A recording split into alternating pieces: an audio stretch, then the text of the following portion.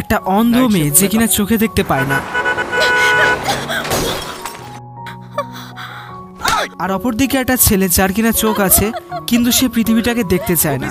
দুজনের জীবন একেবারেই আলাদা, তবুও ভাগ্য তাদেরকে এমনভাবে একসাথে করে দেয় যে যেন একে অপরের অন্ধকারে তার আলো হয়ে দাঁড়ায়। ওদের ভালোবাসা চোখ দিয়ে নয় বরং মন দিয়ে অনুভব করা যায়। গাইস, আজ আমি তোমাদেরকে নিয়ে যাব এমন এক কোরিয়ান ভালোবাসার গল্পে যেটা তোমার হৃদয় ছুঁয়ে যাবে। এবং আমি রিকোয়েস্ট করবো গাইস তোমাদের এই মুভিটা সম্পূর্ণ দেখার জন্য। এই মুভিটার নাম হচ্ছে অলওয়েজ এবং আইএমডিবিতে রেটিং হচ্ছে 7.7 আউট অফ 10। এই মুভিটা হচ্ছে এক নিঃশব্দ প্রেমের, যেখানে ভালোবাসা চেহারার নয় বরং অনুভূতির। সো গাইস চলো মূল ভিডিওতে যাওয়া যাক। তো মুভি শুরুতে আমাদের জ্যাক নামক একটা ছেলেকে দেখানো হয়, যেখানে একটা বৃদ্ধ লোকের সাথে কথা বলছিল। জ্যাকের সম্পর্কে আমরা তখন জানতে পারি যে জ্যাক খুবই পরিশ্রমী ছিল। তাকে আমরা দিনে জল সাপ্লাই দিতে দেখি, আর রাতে সে একটা বিল্ডিং এর গ্যারেজ বা পার্কিং লটে সে কাজ করে। আর যে বৃদ্ধ লোকটা রয়েছে সেটি মূলত তার বস ছিল। সেই লোকটি আলাদা একটা শহরে চাকরি পেয়েছে এবং সে সেখানে চলে যাচ্ছে এবং সে তার অবস্থানটি মানে তার জবটি জ্যাককে দিয়ে যাচ্ছে। তো এরপর জ্যাক ওই আগের লোকটার অবস্থানে বসে টিভি দেখছিল, মানে বর্তমানে তার অবস্থানে সে রয়েছে। এবং তখনও সেখানে একটা মেয়ে আসে এবং তাকে খাবার দেয় এবং তারপরে সে এমনভাবে কথা বলতে থাকে যে যেন সে জ্যাককে আগে থেকেই চেনে। কিন্তু জ্যাক তো অবাক হয়ে যায় এবং সে তখন বলে যে আপনি কে? এবং তখন মেয়েটি বলে যে এখানে আমার দাদা ছিল, মানে বানানো দাদা হবে আর কি। সো মেয়েটি মূলত অন্ধ ছিল। সে এখানে যে বৃদ্ধ লোকটি ছিল তার সাথে এসে বসে স্ন্যাক খেত এবং টিভি দেখতো। ও টিভি তো আর দেখতে পেত না, ওনার সাথে একসাথে শুনতো এবং এনজয় করতো। এবং তাই মেয়েটি ওই বৃদ্ধ লোকটির সাথে আড্ডা দেওয়ার জন্য এখানে এসেছিল, কিন্তু সে তো চলে গিয়েছে। তো এটা শুনে অন্ধ মেয়েটি তখন সেখান থেকে চলে যায়।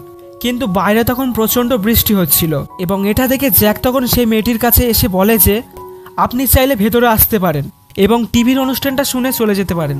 এরপর জ্যাক ওই মেয়েটিকে একসাথে এনে টিভির অনুষ্ঠানটা চালিয়ে দেয়। আর মেয়েটির নাম ছিল ইয়ন।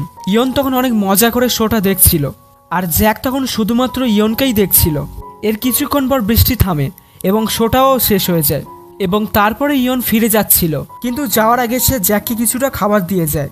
এবং এর পরের দিন আমরা দেখি যে ইয়ন নামে ওই অন্ধ মেয়েটি কাজে যাচ্ছে। আর সে যখন কাজ করছিল তখন তার অফিসের বস তার কাছে আসে।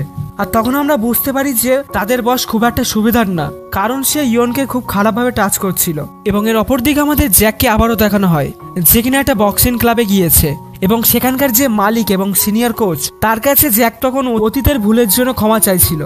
এবং তাদের কথায় আমরা তখন বুঝতে পারি যে জ্যাক অনেক আগে বক্সার ছিল এবং সে কোনো একটা ভুল করেছিল এবং তাই জন্য করে তার কোচ তার উপরে রেগেছিল এবং এই জন্য মূলত সে কোচের কাছে ক্ষমা চাচ্ছিল। তবে কোচ তখন জ্যাককে ক্ষমা না করে সেখান থেকে চলে যায়। তো জ্যাক যখন ওই বক্সিং ক্লাব থেকে বের হচ্ছিল তখন ওখানে যে সহকারী কোচটি ছিল সে তখন সবাইকে দেখিয়ে জ্যাককে বলে যে জ্যাক অনেক বড় একটা বক্সার ছিল এবং সে 1999 সালে সবাইকে হারিয়ে স্টেট চ্যাম্পিয়নও হয়েছিল এবং তাকে হারানো ইম্পসিবল ছিল। এবং তখন সেখানে হ্যান নামক একটা ছেলে তাকে চ্যালেঞ্জ করে। আর তখন আমরা বুঝতে পারি যে 1999 সালে মূলত হ্যাংও তার কাছে বক্সিং করতে গিয়েছিল, কিন্তু সে তখন হেরে গিয়েছিল। কিন্তু হ্যান এখন অনেক ট্রেনিং করতে করতে অনেক বড় বক্সার হয়ে গিয়েছে এবং বর্তমান সে চ্যাম্পিয়ন। যাই হোক, হ্যাং তখন জ্যাককে চ্যালেঞ্জ করলেও জ্যাক তখন সে চ্যালেঞ্জ অ্যাকসেপ্ট করে না এবং এটা দেখে তখন তার আগের কোচ সেখানে চলে আসে এবং তখন তাকে বলে যে হ্যানের চ্যালেঞ্জ অ্যাকসেপ্ট করতে এবং তার সাথে ফাইট করতে। কিন্তু জ্যাক তখন তার কোচকেও রিফিউজ করে দেয় এবং এটা দেখে তার কোচ তখন প্রচণ্ড রেগে যায় এবং তার গালে একটা চড় মেরে সেখান থেকে চলে যায়। তো এর পরের দিন আমরা দেখি যে ইয়ন নামে ওই অন্ধ মেয়েটি আবারও টিভি শো দেখতে জ্যাকের কাছে গিয়েছে। আসলে ইয়ন নামে ওই মেয়েটির দুনিয়াতে কেউ ছিল না, এই জন্য করে সে সারাদিন অফিস শেষে সময় কাটানোর জন্য সে ওই বৃদ্ধ লোকটির কাছে আসতো। যেহেতু বৃদ্ধ লোকটি আর নেই তাই সে তখন জ্যাকের সাথে সময় কাটায়। তো ইয়ন তখন জ্যাককে ওই টিভি শো নিয়ে অনেক প্রশ্ন করতে থাকে। তো ইয়নের ব্যবহার অনেক মিষ্টি এবং সুন্দর ছিল, এই জন্য মূলত জ্যাকও মোটামুটি ইয়নকে পছন্দ করত। তো জ্যাক তখন ইয়নকে টিভি শোটা বুঝিয়ে বলে। আর এখানে উল্লেখ্য, ইয়ন যখন জ্যাকের বয়স জিজ্ঞেস করে তখন জ্যাক নিজেকে অনেক বয়স্ক বলেছিল। যাই হোক, এরপর ইয়ন সেখান থেকে চলে যেতে চায়। তখন জ্যাক তাকে ওই লাঞ্চ বক্সটি দিয়ে দেয়, যাতে কিনা ইয়ন তাকে খাবার দিয়েছিল। আর সর্বপ্রথম এই দিনই ইয়ন তখন জ্যাককে তার নাম বলে আর জ্যাকের হাত ধরে তখন ধন্যবাদ জানায়। আর হাত ধরার পর তাকে বলে যে এটা হাত নাকি পাথর। তো এরপর যখন ইয়ন গাড়ির জন্য বাইরে অপেক্ষা করছিল তখন মূলত রাস্তা থেকে একটা গাড়ি হর্ন বাজায় আর ইয়ন তখন ভয় পেয়ে সেখান থেকে পেছোতে গিয়ে সেখানে পড়ে যায়। আর সেখানে কিছু কাঁচের বোতল ছিল, সেগুলো পড়েও ভেঙে যায়। যাই হোক, কাঁচে হাত কাটার আগেই জ্যাক সেখানে এসে তাকে বাঁচিয়ে নেয়। কিন্তু ইতিমধ্যে ইয়নের পা মচকে গিয়েছে। তো জ্যাক তখন ইয়নকে নিয়ে হসপিটালে যায়, আর হসপিটাল থেকে ফেরার পথে ইয়ন জ্যাকের নাম শুনে বলে যে তুমি কি বিদেশি? কিন্তু এটা শোনার পর জ্যাক তখন কিছুই বলে না। সে তার নিজের পাস্ট লাইফ সম্পর্কে কাউকেই কিছু বলতে চায় না এবং সে কখনোই পরিপাটি হয়ে থাকে না। তো এইসব দেখে আমরা তখন বুঝতে পারি যে জ্যাকের লাইফের পূর্বে কোনো কষ্টকর অভিজ্ঞতা রয়েছে। যাই হোক, জ্যাক যখন ইয়নকে বাড়ি পৌঁছে দিতে যায় তখন ইয়ন হাঁটতে পারে না বলে জ্যাক তখন তাকে কোলে নিয়ে নেয়, কিন্তু এতে করে জ্যাকের অবস্থা খারাপ হয়ে যায়।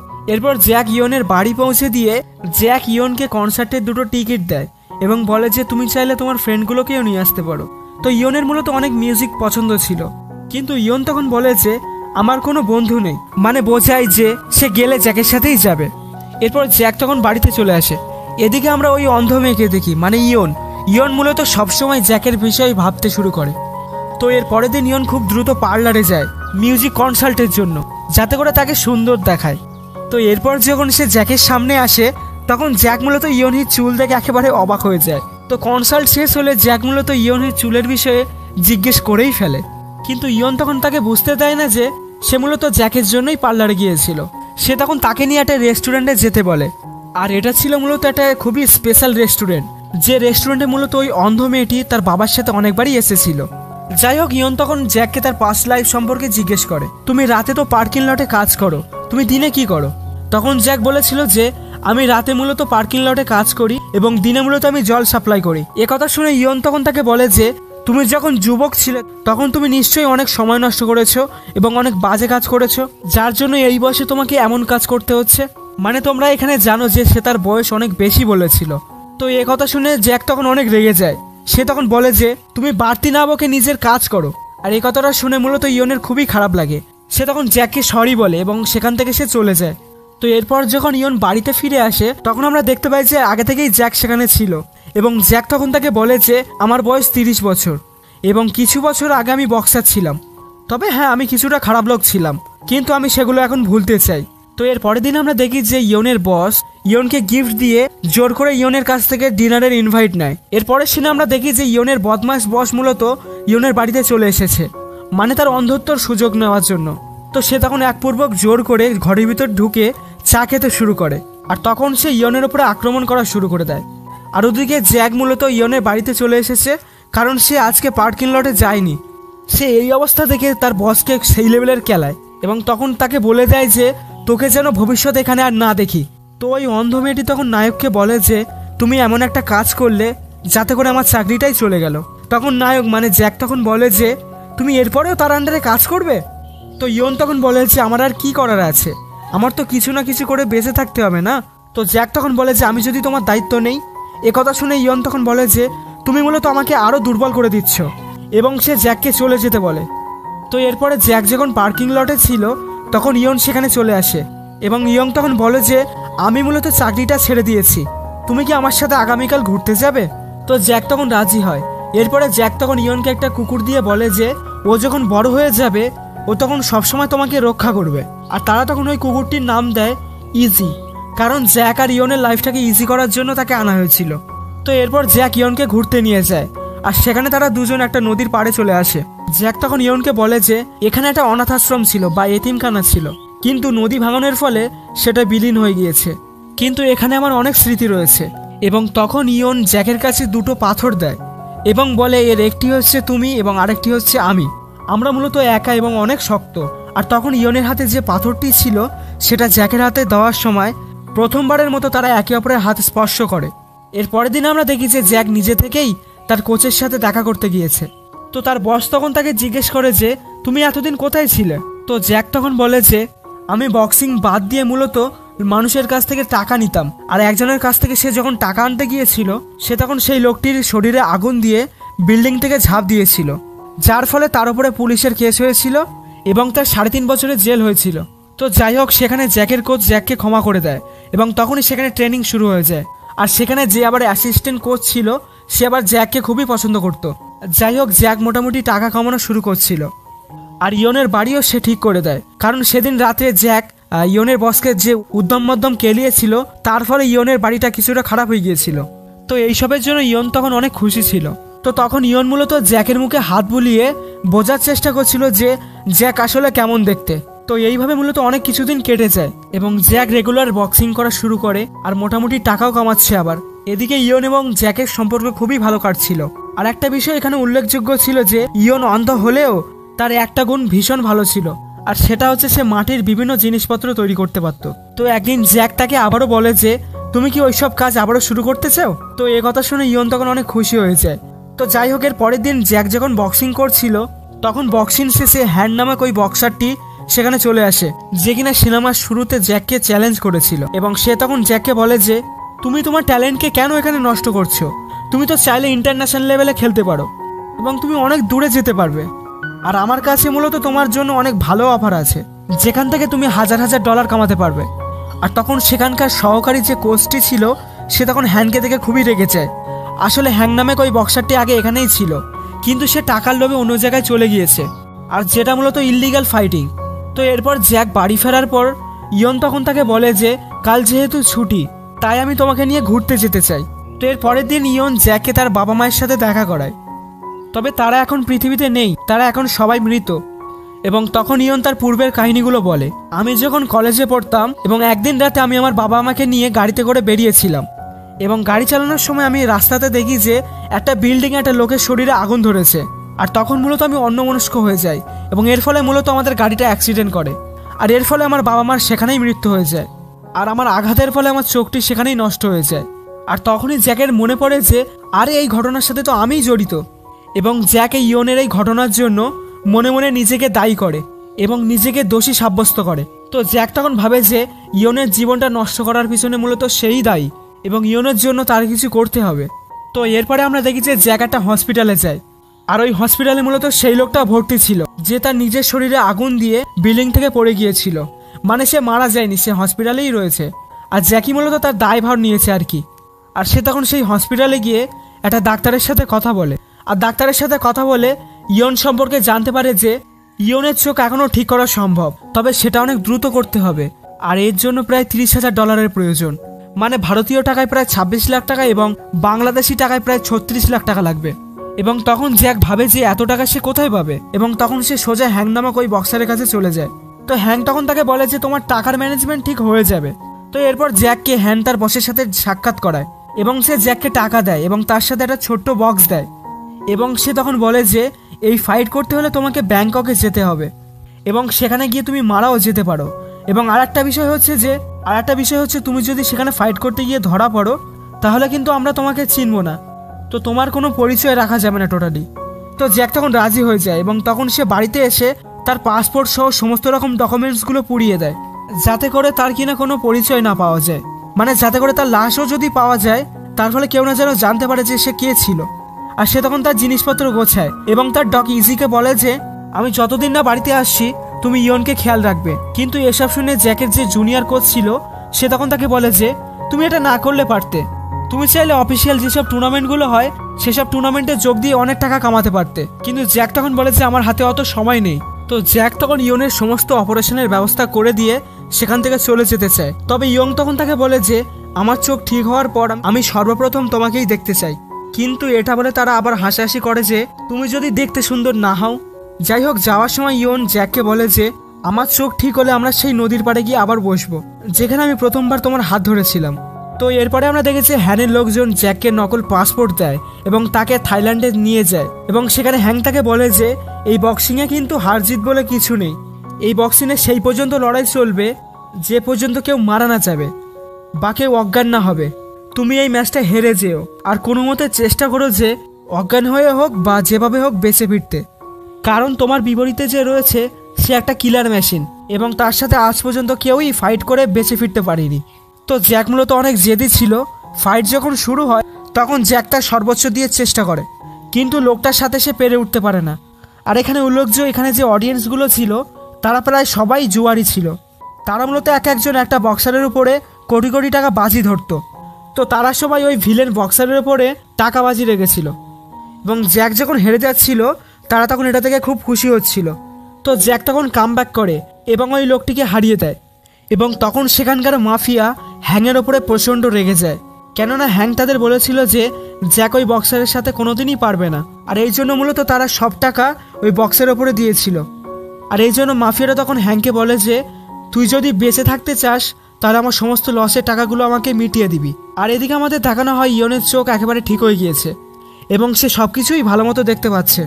তো এরপর যখন জ্যাক টাকা নিয়ে আসছিল এবং ইয়নের কথা মনে করছিল, তখন একটা পিছন থেকে গাড়ি এসে তাকে ধাক্কা দিয়ে দেয় আর জ্যাকের কাছ থেকে তখন ব্যাগটি নিয়ে যায়।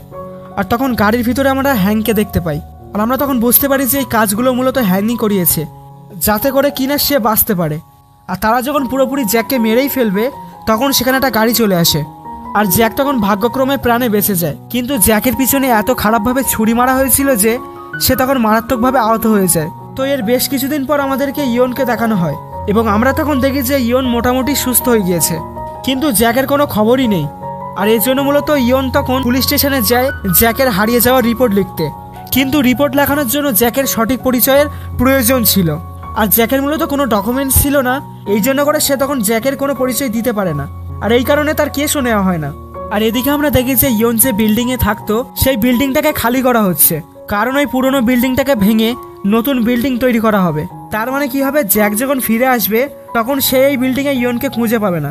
যাই হোক, তখন আমরা দেখি যে সেখানে একটা পার্সেল আছে, যে পার্সেলটা ছিল ইয়ন হুর নামে আর সেটা মূলত তার জন্য জ্যাকই রেখে গিয়েছিল। আর সেখানে একটা অ্যাড্রেস লেখা ছিল আর সেই অ্যাড্রেস অনুযায়ী ইয়ন তখন সেই ঠিকানায় চলে যায় আর সেখানে গিয়ে সেই আগুন ধরা লোকটির সাথে তার দেখা হয়। আর এই কাজটা মূলত জ্যাক নিজেই করেছিল, কারণ জ্যাক চাইছিল যে ইয়ন যেন সকল সত্য ঘটনা জানুক, যে তার জন্য মূলত ইয়নের এই অবস্থা হয়েছিল সেটা যেন ইয়ন জানতে পারে। তো ওই লোকটি তখন A to Z সব কিছু ইয়নকে বলে দেয়। তো এইগুলো শোনার পর ইয়ন হুর কিছু সময়ের জন্য হোশ হারিয়ে যায়, কিন্তু তারপরেও জ্যাকের জন্য তার মনেতে ভীষণ ভালোবাসা ছিল। এইভাবে 2 বছর কেটে যায়, আজ পর্যন্ত জ্যাকের কোনো খোঁজ নেই। এবং তখন আমরা দেখি যে ইয়ন তার মাটির জিনিসপত্র তৈরির কাজ করছিল এবং তখন আমরা দেখি যে ইয়ন জ্যাকেরও চেহারা তৈরি করেছে। মানে ইয়ন যেহেতু জ্যাকের চেহারাটা হাত দিয়ে অনুভব করেছিল, সেই হিসেবে সে জ্যাকের মুখ তৈরি করেছে এবং যেটাকে সে প্রায়ই মনে করত। তার মানে 2 বছর হয়ে যাওয়ার পরেও ইয়ন এখনও জ্যাকের আশায় বসে রয়েছে যে জ্যাক কখন মূলত বাড়িতে ফিরে আসবে। আর এর সাথে ইয়ন মূলত সোশিয়াল ওয়ার্কও করত, যেমন হসপিটালে গিয়ে বিভিন্ন রোগীদেরকে থেরাপি দিত। গাইস, আরেকটা জিনিস আমি তোমাদেরকে বলতে ভুলে গিয়েছি যে ইয়ন যখন অন্ধ ছিল, মানে জ্যাক যখন বক্সিং করত এবং তখন জ্যাক যখন বক্সিং থেকে বাড়িতে ফিরত তখন তার শরীর অনেক ব্যথা করত। আর ঠিক ওই মুহূর্তে ইয়ন মূলত জ্যাকের শরীর ম্যাসাজ করে দিত আর সেই শিক্ষাটাই মূলত তার কাজে লেগেছে। সে এখন বিভিন্ন রোগীদেরকে থেরাপি দেয় বা ম্যাসেজ করিয়ে দেয়। আর এরপর আমরা দেখি যে কাকতালীয়ভাবে ইয়ন সেই হসপিটালেই যায় যেখানে জ্যাক মূলত ভর্তি ছিল। আর জ্যাক তখন ইয়নকে দেখে চিনে ফেলে, কিন্তু ইয়ন আর জ্যাককে দেখে তো চিনতে পারবে না, কারণ সে তো কাউকে আর দেখেনি। আর জ্যাকের কি অবস্থা হয়েছে, ওই ছুরির আঘাত খেয়ে মূলত জ্যাকের সমস্ত শরীর প্যারালাইজড হয়ে গিয়েছে, এখন কোনো ক্রমে সে তার মাথাটা নাড়াতে পারে। তো ইয়ন যখন তার কাছে আসে এবং তাকে ম্যাসাজ করে তখন ইয়নের কাছে জ্যাক জ্যাক ফিল হয়, কিন্তু তখন ইয়ান বেডের ওপরে রোগীর নাম দেখে, কিন্তু সেই নামটা ভিন্ন ছিল। আসলে বুঝতেই পারছো গাইস, জ্যাকের কাছে আসলে নকল পাসপোর্ট ছিল আর এই নকল পাসপোর্টের নামটাই মূলত এখানে ছিল। তো জ্যাক এখানে তাকে কিছু বলে না আর ইয়ন চলে যাওয়ার পর সে তখন কান্নায় ভেঙে পড়ে। তো এর কিছুদিন পর আমাদের দেখানো হয় যে জ্যাক মোটামুটি সুস্থ হয়ে গিয়েছে এবং সে লাঠি ভর করে হাঁটতেও শুরু করেছে এবং তখন তার আশেপাশে ইয়ন হাঁটছিল এবং ইয়নের সাথে ওই ইজি নামক কুকুরটি ছিল। সে তখন জ্যাকের গন্ধ শুনে জ্যাককে চিনে ফেলে এবং সে তখন দৌড়ে এসে জ্যাকের কাছে চলে আসে এবং জ্যাককে আদর করতে থাকে। আর ইয়ন যখন পিছন পিছন চলে আসে এবং এই অবস্থা দেখে তখন সে জ্যাকের কাছে ক্ষমা চায় এবং জ্যাককে সে চিনতে পারে, তবে জ্যাক হিসেবে নয়, ওই দিন হসপিটালে যে রোগী দেখেছিল সেই রোগী হিসাবে। তবে জ্যাক এবারেও কিছু বলে না, সে তখন সেখান থেকে চলে যায় এবং এরপর ইয়ন যখন তার দোকানে ফিরে আসে তখন সে ফিল করে যে ওটাই মূলত জ্যাক হতে পারে এবং তখন সে দৌড়ে জ্যাককে খোঁজার জন্য বের হয়ে যায়, কিন্তু সে কোথাও তাকে খুঁজে পায় না। এই জন্য করে সে তখন কান্নায় ভেঙে পড়ে এবং এরপরে সে হসপিটালে কলও করে, কিন্তু তার আর কোনো খোঁজ পাওয়া যায় না। আর তখন সে ভাবতে থাকে যে জ্যাক আসলে কোথায় যেতে পারে। আর তখন ইয়নহির মনে হয় যে জ্যাক ওই নদীর পাড়ে যেতে পারে, যেটা কিনা ওর সবচেয়ে প্রিয় জায়গা। তো তখন ইয়নহি গাড়ি চালিয়ে সে নদীর দিকে চলে যায় আর সেখানে আমরা দেখি যে জ্যাক আগে থেকেই সেখানে ছিল। তো ইয়ন তখন সেখানে এসে বলে যে আমি বলেছিলাম আমার চোখ ঠিক হতেই আমি তোমাকে সর্বপ্রথম দেখতে চাই, কিন্তু তুমি আমাকে একা রেখে কেন চলে গিয়েছিলে। আর সে তখন জ্যাককে সরি বলে যে আমি তোমাকে চিনতে পারিনি। আর এর সাথেই মূলত এই মুভিটা এখানে শেষ হয়ে যায়। তবে গাইস, আমি প্রথমেই ক্ষমা চেয়ে নিচ্ছি যে এই সিনেমায় হয়তো নায়ক নায়িকার নামটা আমি ভুল বলেছি, কারণ স্ক্রিপ্টে এটাই লেখা ছিল। সো গাইস, মুভিটা ভালো লাগলে লাইক অ্যান্ড সাবস্ক্রাইব করে দিও। আর হ্যাঁ, তোমাদের যদি ভিডিওটা ভালো লেগে থাকে তাহলে লাইক অ্যান্ড সাবস্ক্রাইব করতে পারো। কেননা ভবিষ্যতে আমি তোমাদের এমনই সুন্দর সুন্দর Korean movie, Korean drama, C drama উপহার দিতে চলেছি। সো গাইস, আজকের মতো বিদায় নিচ্ছি। Tata and take care.